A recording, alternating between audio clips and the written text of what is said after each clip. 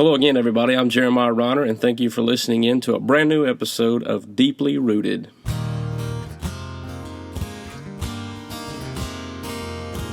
Deeply rooted in God's Word. Deeply rooted in God's Word.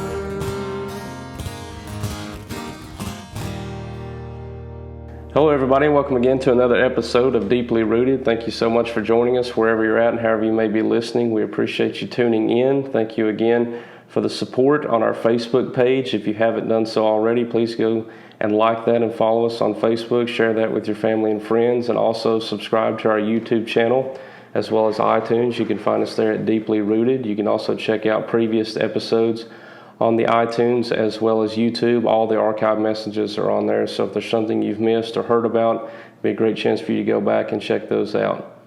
Now, today we've got a very special guest, a good friend of mine, a fellow church member at Crossway Baptist, Brother Chris Newsome. He's here to talk about his story. So Chris, we're going to dive right in, and before we do, I'm just going to throw this question out here to you. What do you want people to get out of this interview?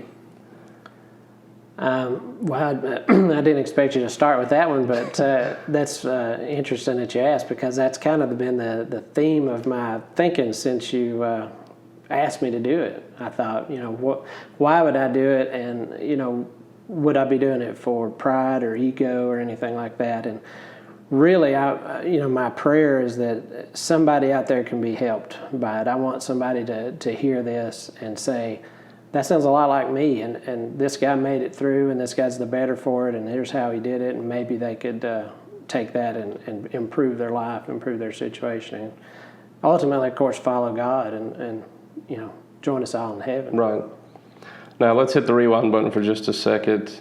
Describe a little bit about your family life growing up for everybody. Yeah, I had a great family life. I mean, I don't have the sad stories, that a lot of people do. I grew up in a Christian home with two parents who are still married, both still alive, a brother and a sister who are older than me, but we all got along really well. Lived right next to my grandparents, who were both very Christian based. My grandfather was chairman of the deacon board, practically laid the foundation at the church that he went to, and we were very active in church, and I had never wanted for anything, had tons of fun. My parents were always very supportive of everything I did. So, it was a great family life. What do you remember about Christianity and church, I guess, growing up? Like, you got positive memories of that, I assume? Yeah, for the most part. It was ever present. My grandparents especially were very devout. They didn't have a television in their house for religious reasons. I mean, they felt like it was a waste of time to watch TV as opposed to read the Bible or something. My grandfather played music, and that was but he played a lot of Christian songs. He played some bluegrass stuff too, but I played a lot of Christian songs. So my mom and dad were very active in the church when I was younger. Took us to Sunday school. My dad was active in a program at church called Sunbeams, which was for mentally handicapped people. My uncle, my mom's brother, was mentally handicapped. Christianity. I went to a Christian school. I graduated and went there straight through from kindergarten all the way to graduation. And so Christianity was very present, especially more so probably when I was younger, because as I got older and kind of started trying to be my own person, I tried to figure out something different to do, Now, you touched on the Christian education. That was going to be my next question. How do you think that shaped your life and I guess your thought process, I guess, growing up, in your middle and high school years? Yeah, so the Christian education, I'm going to tell you, is a double-edged sword. I think that in all the best ways, it insulates you from all the things that you can get exposed to.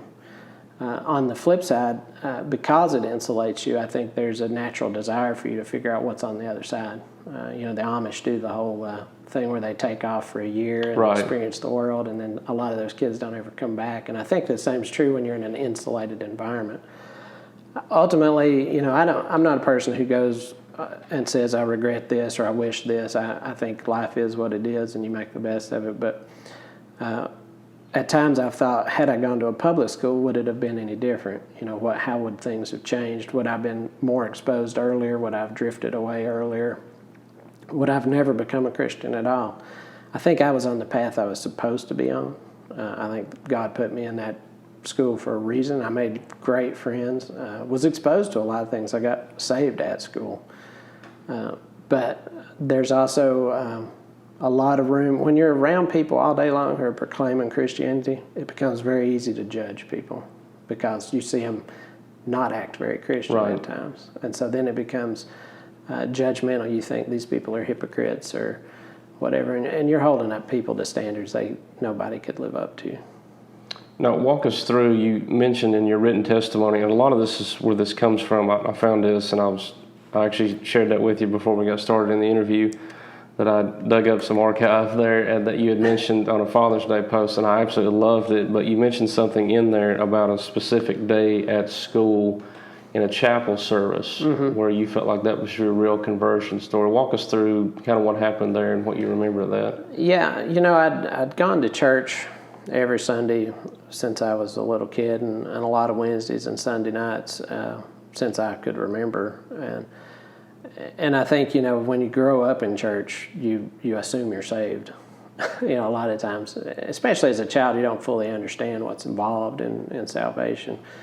But I remember, and a lot of this has come to me over the years since, that, you forget a lot of details when you don't think about things for 20 years. You forget a lot of details. But in the years since, a lot of this has come back to me. I remember sitting in that chapel service. I'm not 100% certain, but we just had Don McCann at church, and I want to say his dad, Henry McCann, was the speaker that day.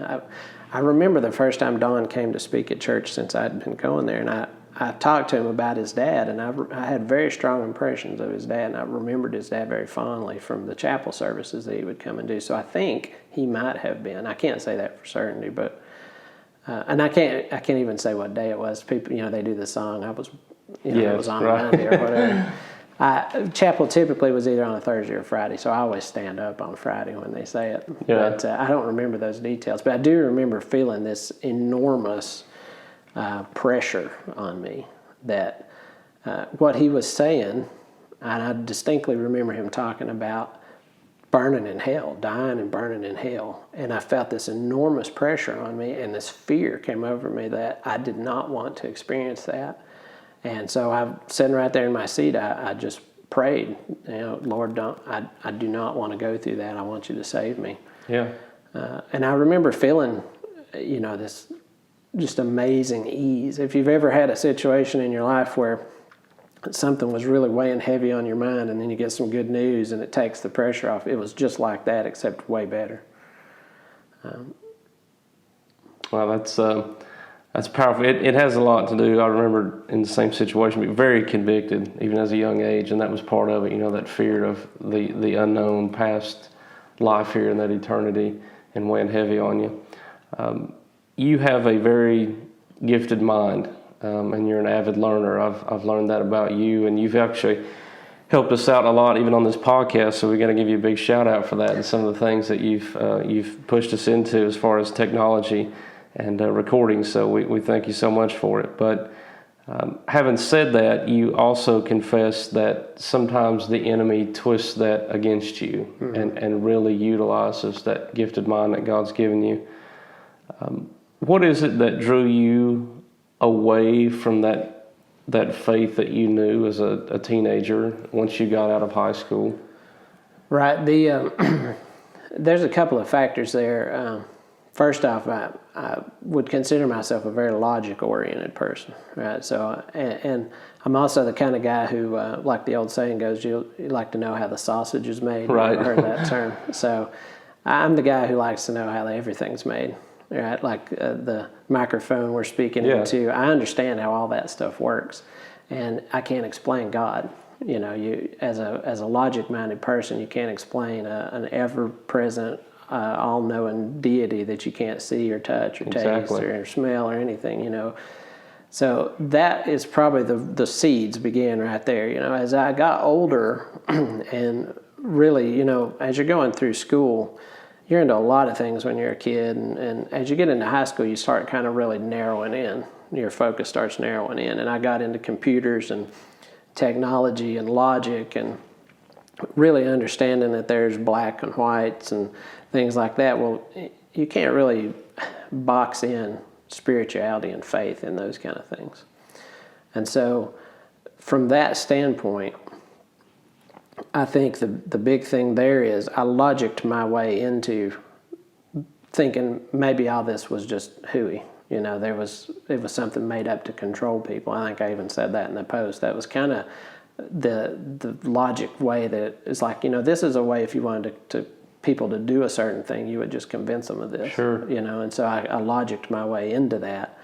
And it's kind of like being lost in the forest. I felt like, you know, I got in the forest and I was like, wow, where did I go? I can't figure out how to get out of here, you know. From a logic standpoint, you know, you get in there and you start going, well, sure, obviously all this stuff just happened because we're intelligent human beings and people are smart and we can do these things, you know, and it's really crazy. And in fact, as I've converted, or not really converted back, but as I've come back to Christianity, I've realized it actually takes more faith to believe that there is no God than Right. it does to believe that there is a God.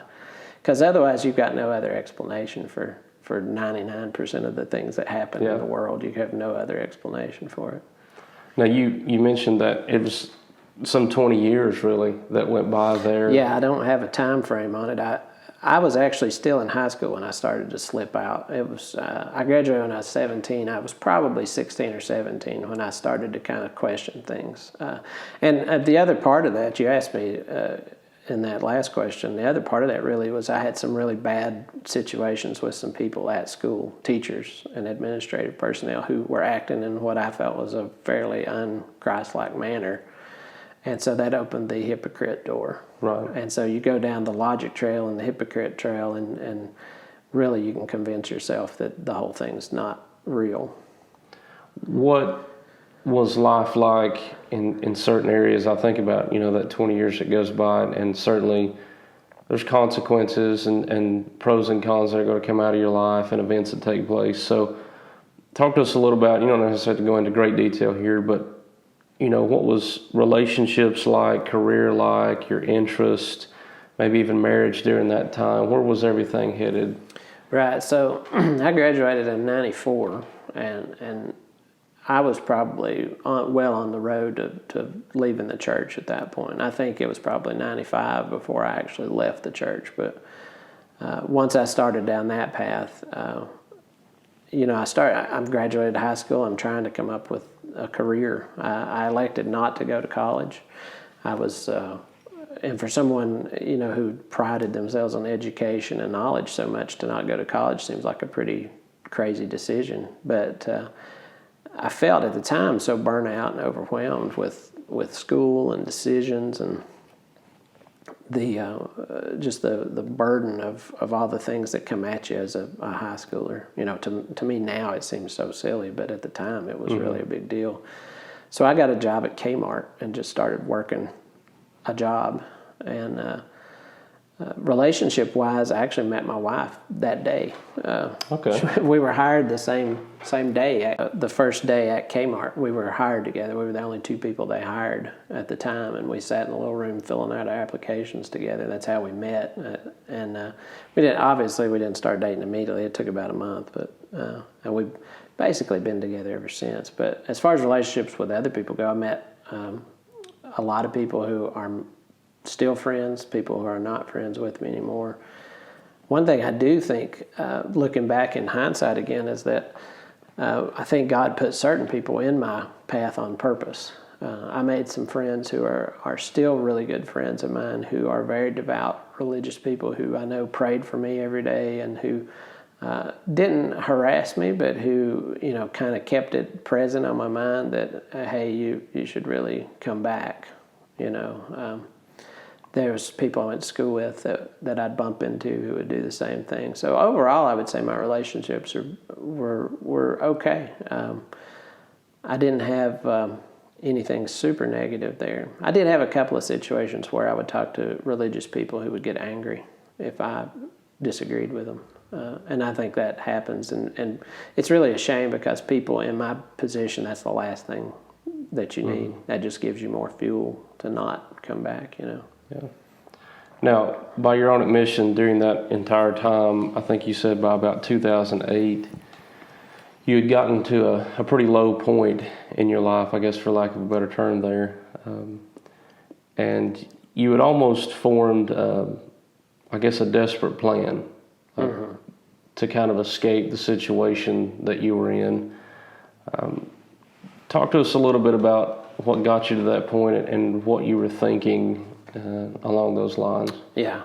So that's there's a long period of time between school and that. Sure. I had worked at the Kmart for just a short period of time. I'd worked as a graphic designer freelance for a while. Then I kind of got into, I was into music.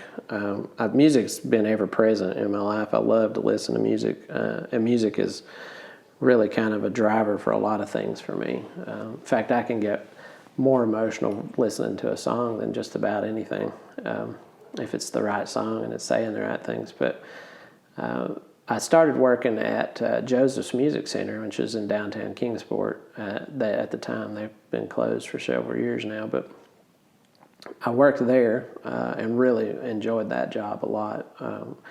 I loved the customers that came in. I loved the people I worked with. I'd probably still be there if I could do it, you know. But that place closed. The owner closed that place down, and then I had an opportunity to buy my own music store. There was a store out in Gray called Music Alley, and I had known the owner, and I'd known the owner's son from the music business. The owner's son was, his name's Charlie Scalf. He's actually a pastor now too. Okay. He's got a real interesting story. I'd known him from going out and seeing shows, and he played in a band that I liked really well, and we'd struck up a friendship. And I'd worked there a couple times as just fill-in. And then when he heard I was available, that the store had closed down and I didn't have a job, he offered me a job.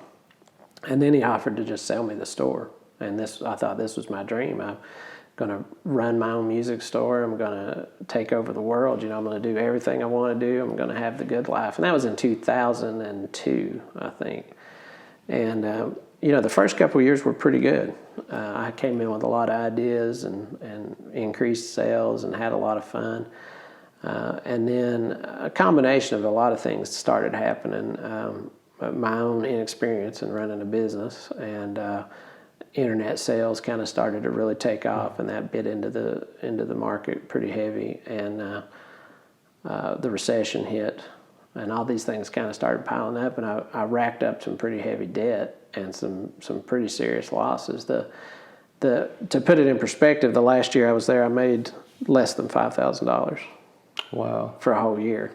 And my wife was working at, I want to say a grocery store, I can't remember at the time, but she was basically putting food on the table, and I was playing with guitars all day and making no money. And facing mountains of debt too, debt I would never be able to repay. It was brutal. Every idea I came up with to try to pull myself out of the financial slump was just a no-go, and I didn't see any way out of it. And things were just, it was as black can be. In fact, to this day, I've got one friend, his name's Andy Ferguson. He's a super guy, and he was really instrumental in leading me back, just by his presence. He was there just as a constant friend through everything, even though I was never a great friend to him in the beginning. But if you ran into him now, he would tell you the difference between me now and me then. It was just a brutal time. And I remember I had to take out a life insurance policy to buy the store because I was taking out a loan, basically on me. If I wasn't there, the store wasn't open. And so I had to take out I want to say it was $350,000, maybe it's $250,000 life insurance policy to cover all that. And I came to the idea one day. I was like, I'm never going to get out of this. I've doomed my family. I'm a terrible husband. I'm not much of a man because I can't provide for my family. What's the rest of my life going to look like? Here I am, at that point in time in my 30s, and thinking, I've got friends who are nurses and friends who are, building houses and doing all kinds of stuff, and they're making a living and they're doing okay. And I've got, I'm making less money than if I worked at McDonald's, and I thought, this is crazy. How am I ever going to get out of this? And so the seeds of this plan kind of slowly formed over time. I thought, if I could get out of this, I don't know how I could get out of it, but if I could get out of it, I would. And eventually it came to me that you're never going to get out of it. You're never, ever going to get out of this. And the only way you can make this right is if something happened to you and your wife got that life insurance money, she could pay off all the debt and then she'd be fine. And so that's kind of where that started, and things just started getting really, really focused in that direction. I thought, how could I do it and make it not look like a suicide? Because there was a clause in the insurance, if you committed suicide, you didn't get the payout. And so then I formed this plan. I would drive. I worked in Johnson City, and I lived in Kingsport, so I was up the interstate all day long, every day. And I started looking around. And I formed this plan that I think I could hit that bridge. And I had a little PT Cruiser, Chrysler PT Cruiser at the time. And I thought, this thing's so small. If I'm going fast enough and I hit that bridge just right, that there's no way I'm going to live through this thing. And it'll be fast and it'll be over and everything will be fixed. It'll all be okay, So that's kind of how that plan, it took a long time. It's death by 1,000 cuts, That, just hearing you say that takes me back to passages of Scripture about how the devil is so subtle so sly. Sneaky. And you talked about your logical mind, and it begins to make sense to you, and you almost talk yourself into this almost hero type figure. Yes. Mm-hmm. When in essence, I'd be doing the right he's thing. getting you to throw everything away. Yes. I mean, and looking back on that now, that would have been disaster for everybody in your life. But in the time, it's amazing how the enemy convinces you that this makes perfect sense. At the time, I thought... Almost a pat on the back, like, way to go, Chris. I thought everybody would be sad for a little while, but it'll be okay. Right. People die and people move on. So I thought, my mom and dad and my wife, they'll be sad, but, they'll get over it and it'll be okay. Now, you mentioned in your testimony that during that, there came a point where you remember reaching out to God almost to, I guess a challenge would be a way to put it. Yeah. And I guess there's that comeback moment for you to kind of get that realization again. Yeah, so that's an interesting one because these things were happening so concurrently. I was able to deal with all the stuff at the store, and when I come home, I would try to just turn it off. You can't really ever turn it all the way off when you're under that much stress, but I would try to turn it off. And then you would come with these ideas about religion. A Jehovah's Witness knocked on my door one day, and I brought him in the house and just tore into him. And I used to get the biggest kick out of doing that. And all these things would happen, but that kind of kept religion in my mind. And my parents would say, hey, you want to come to church with us? Or, I would actually credit Lane and Alethea, my brother and his wife, a lot in this because they never really gave up on us either. They would constantly invite us to things like homecoming at church and stuff like that. We didn't really ever take them up on it at this point in time. That came a little bit later, but the challenge you're talking about, I remember one night being very distraught over the things that were going on with work and financially. When you don't make any money and you're sitting there in a house, you got a mortgage and electrical bills and you also have debt. So then you're writing checks with all the money you got in the bank, and it's really not doing anything. Like, you're not keeping the lights on, you're just keeping the debt collectors at bay. You can get pretty dark. Absolutely. You start worrying about the way things go. So I remember being triggered about God at this point by something. It probably was a conversation. I wish I could remember exactly what it was, but I remember very clearly saying, and I didn't say it out loud, but I said it. It was basically a prayer that, God, if God is real and He made me who I am, He knows how my mind works and how my heart works, then He should reveal Himself to me in a way that makes sense to me. If He wants me to follow Him, He needs to reveal Himself in a way that I would understand. Some people can just read John 3:16 and say, that's it, I've got it. And I was so jealous of people like that because I always made things so much more complicated. I needed things spelled out, and in my mind I had it that I needed a bolt of lightning to come down and God to stand on my front porch and say, hey, here I am, now you can believe. And obviously that didn't happen. Right. And so I'm thinking, this proves it. If God wants me to believe Him, if there is a God and He wants me to believe in Him, then He'll do it. And if there isn't, then He won't. And it's kind of that smugness, like, I know He's not going to do it. And so that's kind of where the challenge came from. And that was all kind of happening around the same time. This is all in early 2008 or late 2007, sometime in that. Christmas was a brutal time because I had no money. You're trying to buy your wife a gift, trying to buy family members a gift. A lot of times I would buy those gifts with credit cards and go into more debt just so I could feel like, hey, I gave these people a gift, or I wouldn't want them to know. I was hiding all this stuff too. That's the key. I was hiding a lot of this information. Family members had no idea how stressed. I don't think my wife even really fully knew the extent of this. In fact, that Facebook post you referenced earlier, that was the first time my wife had ever heard about me thinking about killing myself. Wow. So I'd held it from her for all these years. I didn't share that with her at the time, and I never shared it with her after the fact because I was so ashamed of it. Now, something that she did not hide the fact from you happened right after that, and I love how God almost surprised you in a way with His answer, I think. You find out that you guys are expecting a child, and by December, I think, of 08, I believe, was when Bendy was born. How did that affect you spiritually?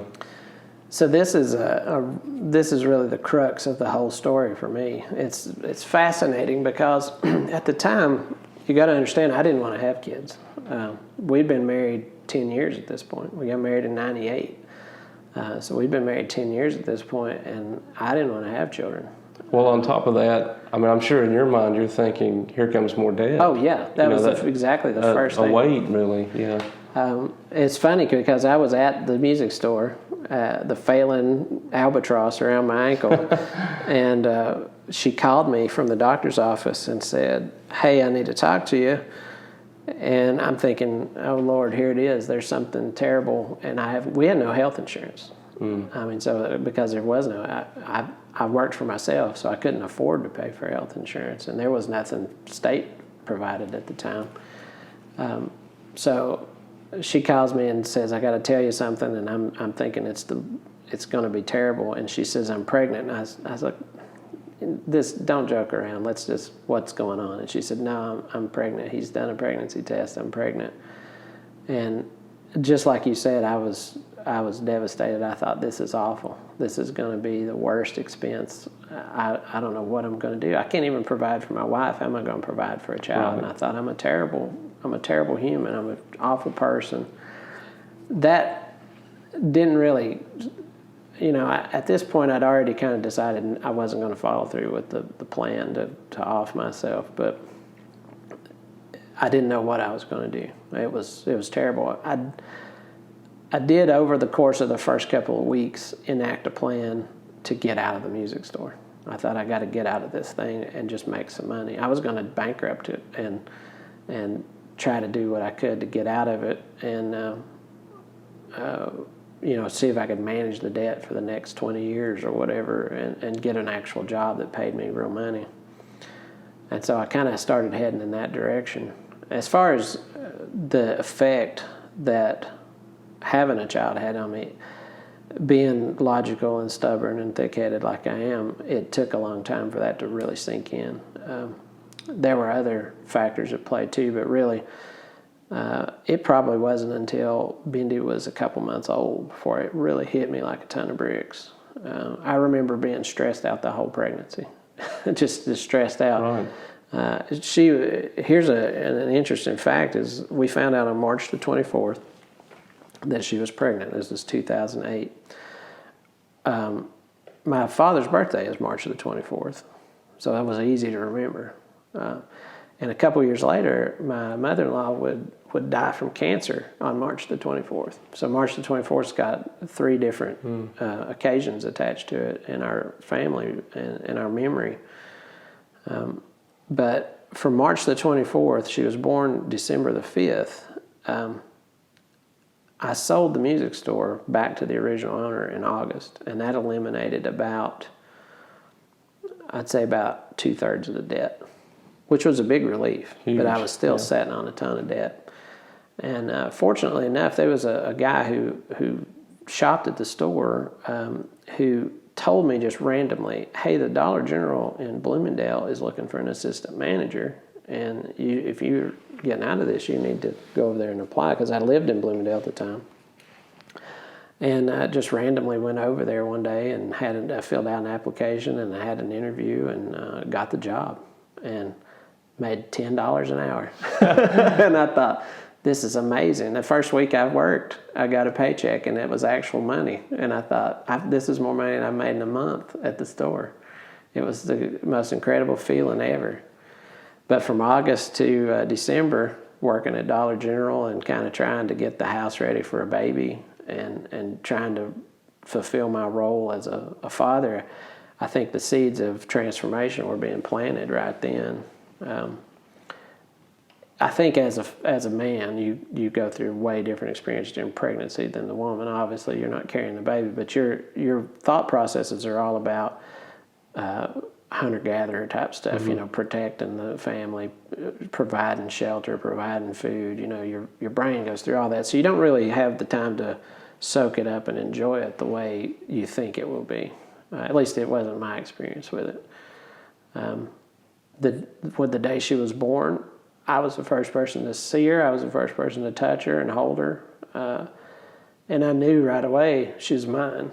Yeah. Like, it's hard to describe that feeling, but when you got her got the baby in your arms and you just look at it and you know, this is my child. But at the time, you're going through so much. Your adrenaline's fired up and so many things are going on, it doesn't really sink in fully. So I remember... this is another Lane Alethea thing. Alethea used to tell me all the time, she'd say, did you ever think you could love something so much? And her statement at the time, I was like, that's pretty intuitive. It never occurred to me what she said, what she was getting at until, a day or two later. But it was pretty intuitive. She's pointing out that, I love my wife, I love my mom and dad, and I love my brother and sister, but there's something different about the child. Sure. Right? And so I realized I love Bindi more than almost anything.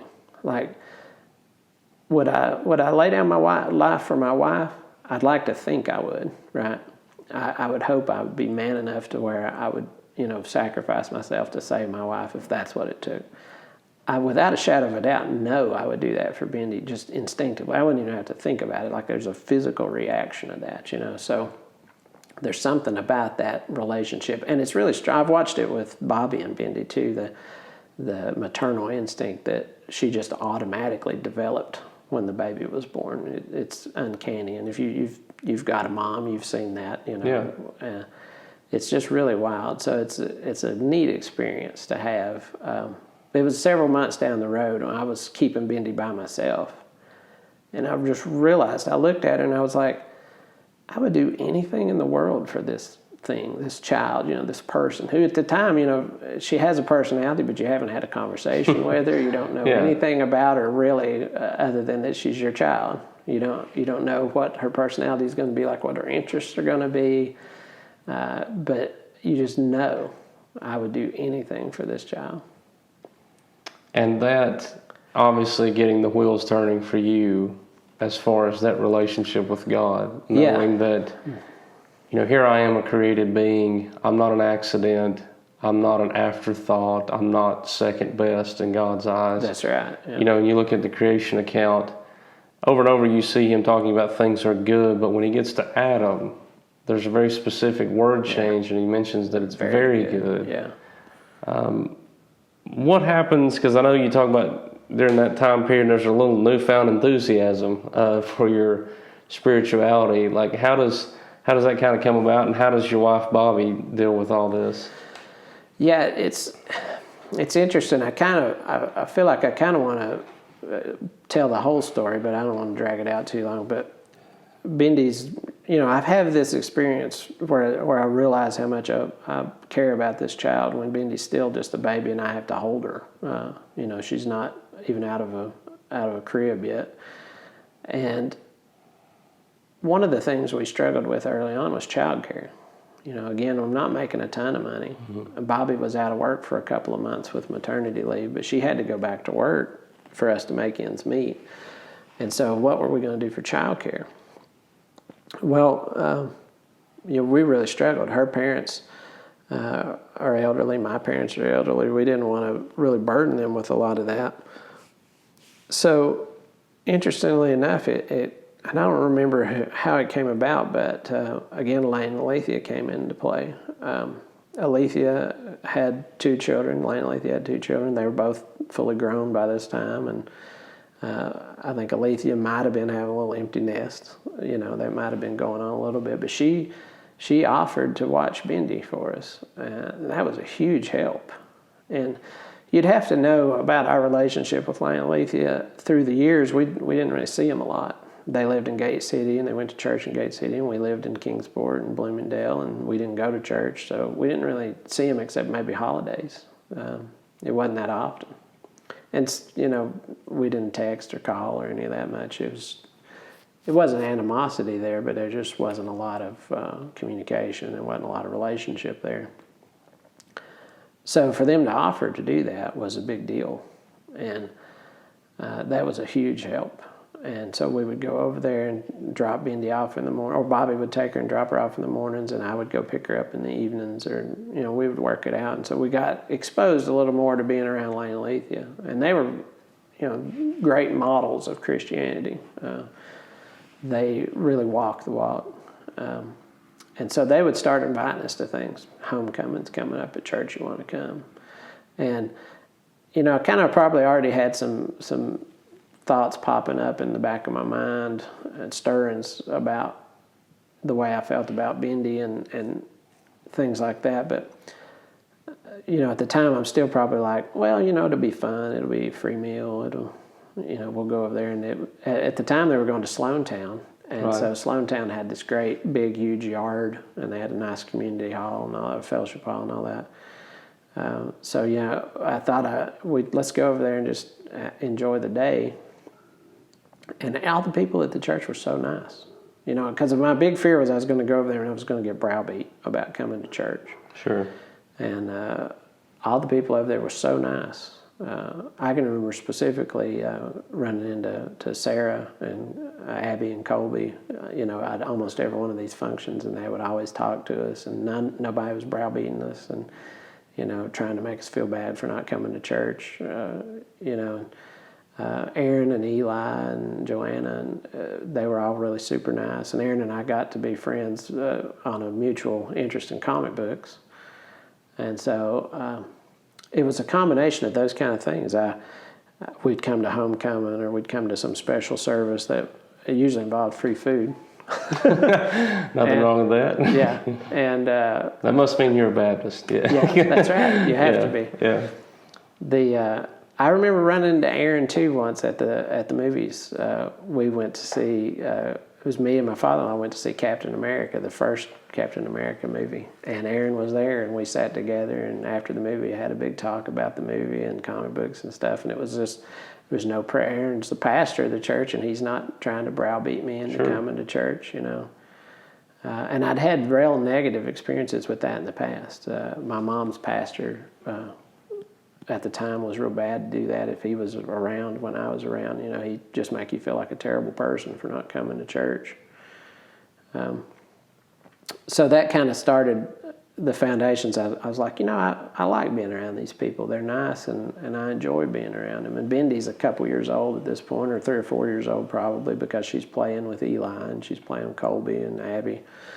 And, I thought, this is pretty nice. And then I just remember at a certain point, we went to homecoming after the church had split off and come to Crossway. And we came to a homecoming there. And I remember sitting through the service and really enjoying it. And I felt like this is something that I miss in my life.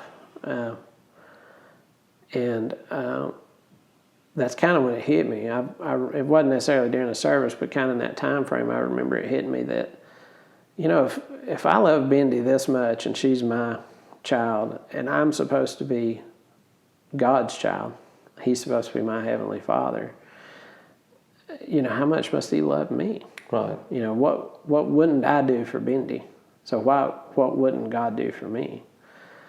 And that kind of started unraveling the whole logic net that I had built for myself all the years. And I started looking at things from a different perspective and realizing that I couldn't really explain a lot of stuff.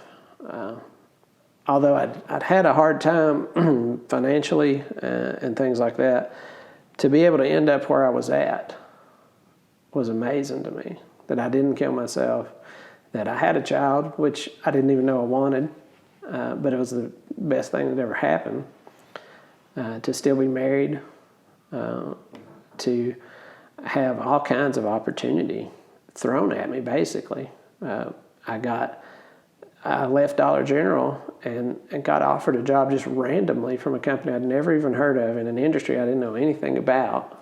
And it turns out the people went to church with some people I went to school with, and it was really a conflagration of events. And I thought, there's no way this is all a coincidence. There's got to be a master at work here that made this all come back around. And people can get caught up in the idea of, well, why did I have to go through that in the first place? But if you don't ever go through winter, you don't appreciate summer. Exactly.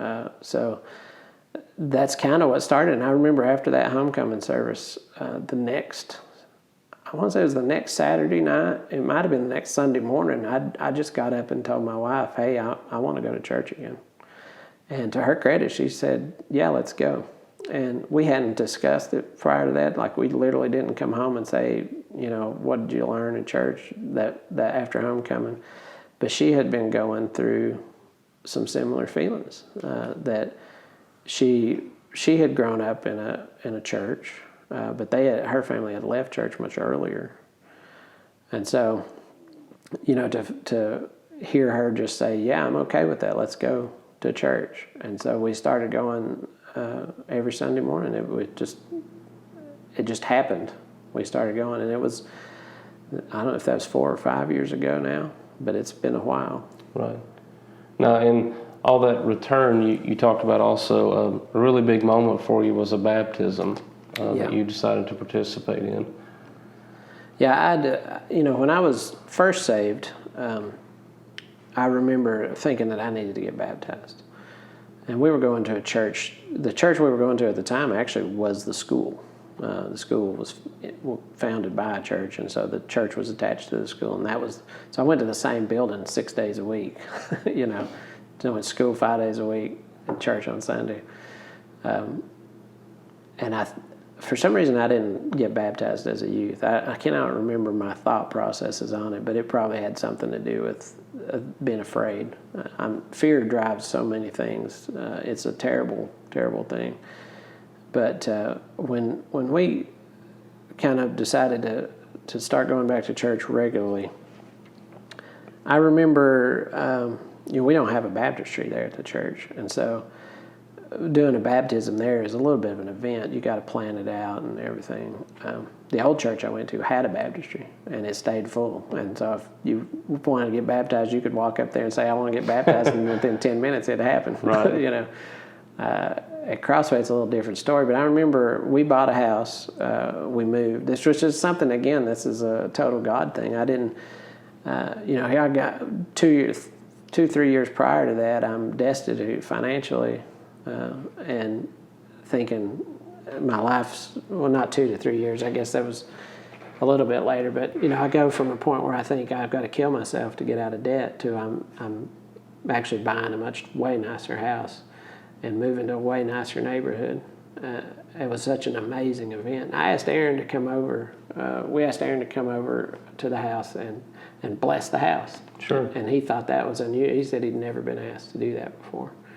But he did it. He brought Joanna and Eli over, and we had dinner and sat down and talked a little bit. And he asked, a little bit of our backstory and asked about being baptized. And I said, he thought I'd been baptized because I'd been to church, and he knew, Lane and some of the backstory there, that I'd been grown up in church. So he just made an assumption I'd been baptized, and he'd talking to Bobby about getting baptized, and I said, well, I've never been baptized either, and he was shocked. So I said, yeah, I would really like to do that, and I felt like that was an important step for me because, again, when I got saved, I didn't jump up in the aisles and run around and cry and tell everybody about it. I was kind of a reserved person. I was a little nervous about doing this interview, but I thought this would be a good event for me if I do the baptism and I just do it, and so I can publicly show people that I have transformed. Things are different. I think it'd be a good thing. And my wife said she wanted to do it as well, so we scheduled it up, and they had several people were going to get baptized, and we had to do it at another church. One of the most touching things I remember about it is that Aaron let my brother, Lane, come in and do the baptism. So Aaron was there with me. Right. That's Aaron on one side and Lane on the other, and Lane held my hand and lowered me down into the water. And I've had a couple of these experiences in my life where it feels like time just stops. I had one actually within the last few months, almost had a car wreck, and it's if you've ever seen the Flash TV show where it looks like things slow down to almost not moving, that's what it was like. And the baptism was like that for me. It felt like it took minutes to do it. Like I was going down backwards into the water, and the water, I can still feel the water kind of coming up around the sides of my face and over my nose. And I can still feel every bit of that. And for me, it was like a confirmation that I had put myself in the right direction. And when I came up out of that water, I thought, I'm never going back to that other situation again. I know I'm never going back. I share with people all the time, if it's significant with God, it ought to be significant to us. Mm-hmm. I think one of the most misunderstood and undervalued things in all of Christianity is baptism, particularly when you look at the history of it and the identification that you are no longer who you used to be. I hear stories and read stories of old even about what a public display that is. And in certain cultures, I don't think people understand what's really being said by doing that you have publicly identified and pledged allegiance to Jesus Christ. You having said that and how you described it, I love how you go into detail about it because it mattered to you. Mm-hmm. And I like that because it matters to God, that you have identified yourself as, hey, I gave my life to Him a long time ago. I made some poor decisions. But this is me publicly announcing to everybody, He's mine and I'm His. And that's a good thing. I think that almost like puts a cap on that great story you have. Because it's a powerful story, and I don't care what anybody says. And you mentioned, you may not have ran around, and it might not have been fireworks and stuff like that, but you don't read that in Scripture either. Right. What you see is fruit in people's lives that at one point in time were spiritually dead, and Christ has raised them to newness in life. And that's exactly what you have in your story and your wife's. In closing this out, I just had one other question here that I wanted you to touch on. What would you say to somebody that is in a similar place that you used to be in, and what advice might you give them if they're listening to that right now? Are you speaking specifically of suicidal, or are you thinking of That and, being in a low point and almost feeling hopeless, so to speak, and where's God and all this? Right. I think the key takeaway for me in that is that you have to be open. I think one of the problems with atheism and agnosticism and modern culture as a whole is we're very full of ourselves. We're very proud of what we've achieved as a society, and I think we tend to try to elbow God and religion out of the way. I think if you're open-minded to things and you're willing to consider other answers, that's the first step, right? So I think you've got to be willing to look at other things. But now, sometimes if you're down deep in the misery and the mire, it's hard to do any of that stuff. So I think talking to people would be the best bet.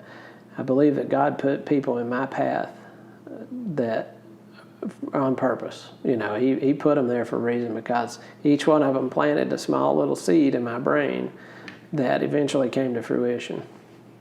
If those people hadn't been there over the years, I think who knows how it would have turned out. So I think if you're paying attention and you're open-minded, you'll see God and you'll realize what a gift it is to be alive and what a gift it is to have the opportunity to be a believer, especially here.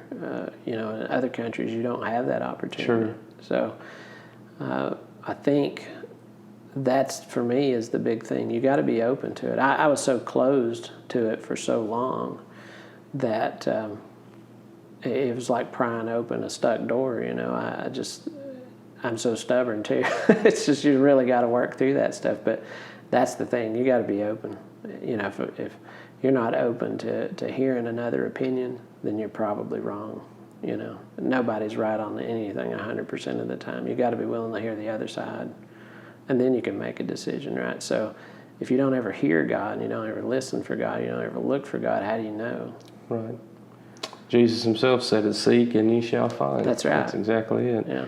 Well, Chris, man, I appreciate you so much for being here today. Thank you for taking time out of your busy schedule. I know you had to make a pretty good trip over here to be with us. So I'm positive that somebody's going to get something out of this, more than just people are going to get something out of this. I think this is going to be a big help to other people. This is something that people deal with, I think, more than probably is realized. And I think this is going to be a huge blessing to other people. So, man, I appreciate you coming by. I appreciate you being a part of us. Thank you for all the advice and the help here at Deeply Rooted. So we can't say enough about that. We owe you a debt of gratitude. So hang tight with us. We'll be right back with a couple of closing announcements. But until next time, God bless you guys, and we'll be right back in just a second.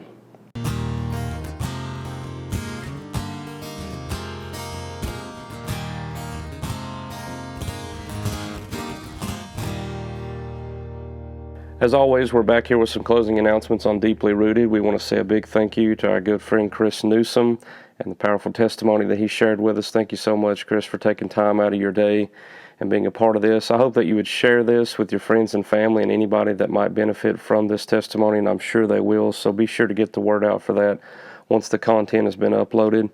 As always, be sure to follow us and like us on our Facebook page. All the information that we provide is on there. We try to update that daily. You can also access the links to all the podcasts. You can get that through our iTunes. We'd be sure to tell you about subscribing to that. And don't forget about subscribing to our YouTube channel as well. All the archive podcasts are on the YouTube channel. So if there's anything that you missed or you'd like to go back and catch and maybe share with someone else, you can do that there on the YouTube channel. Looking at the calendar, rounding out the month of July here, on July 14th, we're going to be at Roadside Baptist Church. That service begins at 11 a.m. that morning. That's just outside the Gate City area there in the Snowflake community. Again, that's 11 o'clock that morning. From July 15th to July 18th, we are going to be at Cedar Ridge Baptist Church in the Big Stone Gap community. Those are going to begin at 6:30 each evening. We'll be teaching for a 4-night series there. So if you're in the Big Stone Gap community, come on out to Cedar Ridge Baptist Church there. Again, around 6:30 each evening. July 21st, we're going to be preaching both morning and evening services at Crossway Baptist Church. We're going to kick off the morning service there at 11 a.m., and then I'll be preaching again at 6 p.m. that evening. That's in Gate City, Virginia. And July 28th, last Sunday of the month, we'll be at Clinchco Missionary Baptist. That's in Clinchco, Virginia, just outside the Clintwood community. That service again will begin at 11 a.m. as well. And then July 31st, we're going to be at Oak Grove Baptist Church. That's a Wednesday evening that will start at 7 o'clock, and we'll be teaching there for all of our good friends down in the Big Stone Gap area at Oak Grove Baptist Church. So lots going on the calendar. We'll inform you about August and September and the fall months coming up. Lots of exciting things around the corner. Also looking forward to more interviews and testimonies from different people. So please be praying for us here at the podcast that we would be very diligent in the work that we're trying to do for the Lord, and that this will go out and be a help to other people. That's exactly what our motive is. We want to encourage people. We want to help people. We want to glorify Jesus Christ and maintain, as the title of our podcast says, a deeply rooted connection to the Scriptures and what Christ has called us to. So until next time, God bless you guys. Hope you have a great week in Jesus Christ.